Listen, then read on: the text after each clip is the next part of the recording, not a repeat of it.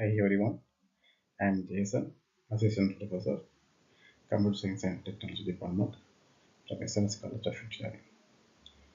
Today we are discussing another one case study, implementing backward and forward buttons of browser using stack. So here the main question is to develop a program that implements the backward functionality of a web browser. You can use a stack data structure to store the browsing history. So each and everyone know what is called as a data structure. So data structure means you have to organizing a data.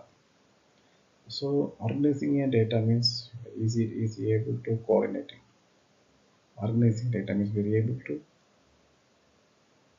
insert a new data, delete a new data, modifying, updating, everything is easy. Without organizing means we are too difficult. So this is called as a data structure. Among the data structure, there are two types is there. One is a stack. Sorry, non-linear data structure as well as a linear data structure. The linear data structure comes under this diagram. One is called as stack. Here we have the red color or the data. The blue color is inserting a data. The green color is denoted as the deleting a data. Okay, so the data are arranged one after the other.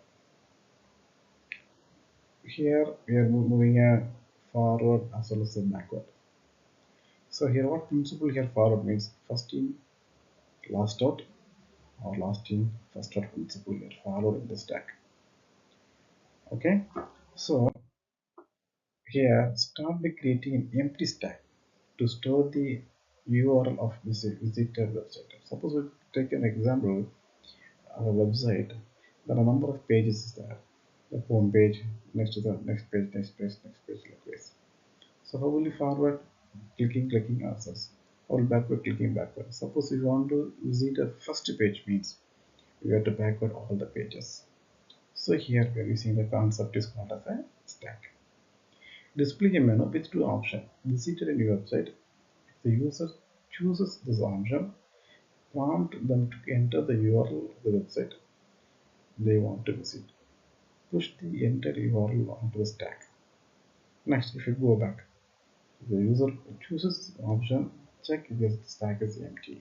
If the stack is empty, display a message indicating there is no page to go back. The stack is empty, pop the top URL of the stack and display. Repeat the step. All the process is repeated. So that means you have to forward or the backward actions. So go to the diagram. Here is the stack backward. In the forward, we are using the visited google.com, visit facebook.com, visit youtube.com. There are a number of sites, all are in the set. Suppose if we are go backwards, we have to clicking backward. Like this, we have to come forward. So this is one case study. Because we are in the real time, we are using the browser. So browser, we are using the concept that is stack concept. Okay, a stack name browser history is created to store the URL of visitors. The display menu function display the menu options and call the approach page function based on user choice. Visit a new website function prompt the user to enter a URL and pushes it on the stack. The walkback function checks if the stack is empty and either display a message or pop URL and display it as currently visited website. So now we have the current visited website. Next this is a program. So we are using this program. We have to creating a website, storing all the data in the stack, using the different functions, menu functions, display functions. So based on this, we have to move and backward to reach the functions. Here we are using different Robux situations. Function get user choice. How the user choice. If it is a forward or backward, if the backward is whether it goes to the home page or the next page. Like this, the process is repeated and repeated. So this is called as the case study. That means how you have to implement backward and forward buttons of browser using stack. Using stack, how will you implement the forward and backward button? Okay, thank you, students. Next class we have to discuss the next case study.